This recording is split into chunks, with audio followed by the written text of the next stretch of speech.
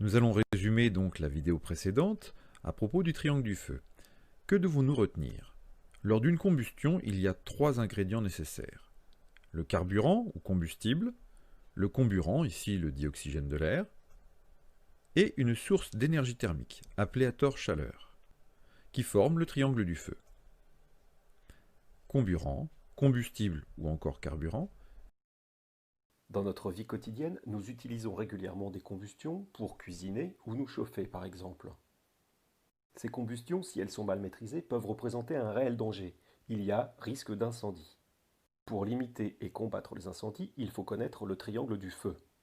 Premier côté du triangle du feu, le comburant. Le comburant, signalé par ce pictogramme, est toute substance qui permet de brûler. Dans l'air, c'est le dioxygène, sous forme de gaz, présent à 20%, qui est le gaz qui permet de brûler. C'est le comburant. Deuxième côté du triangle, le combustible, c'est-à-dire la substance qui va brûler. Le bois, la cire de bougie, le gaz qui sort d'un briquet ou le carton sont des combustibles car ce sont les substances qui brûlent lors de la combustion. Enfin, troisième et dernier côté, l'énergie d'activation. Une feuille ou un morceau de bois ne brûle pas spontanément. De même, il faut frotter une allumette afin de lui fournir de l'énergie pour qu'elle s'enflamme.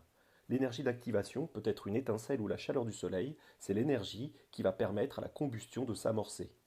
Ainsi, pour qu'une combustion se réalise, il faut la présence simultanée d'un comburant, d'une énergie d'activation et d'un combustible. Ces trois éléments sont indispensables pour qu'il y ait un feu, c'est pour cela que l'on appelle ce triangle le triangle du feu. Pour combattre un incendie, il faut retirer un côté à ce triangle du feu.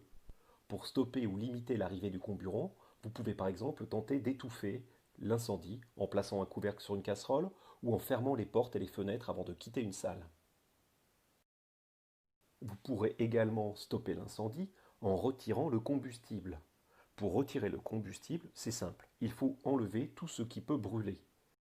Fermer l'arrivée du gaz, s'il n'y a plus de gaz à brûler, l'incendie devrait s'arrêter. Ou bien tout simplement retirer, limiter les objets inflammables qui se trouvent à proximité du foyer et de l'incendie. Enfin, il est également possible de supprimer le côté énergie d'activation de ce triangle du feu. Utiliser de l'eau lorsque cela est possible permet de faire diminuer l'énergie puisque l'énergie sera transférée à l'eau pour la transformer en vapeur.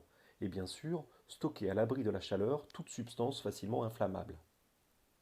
Essaie de bien mémoriser ce triangle du feu car un jour peut-être il te permettra de stopper un incendie.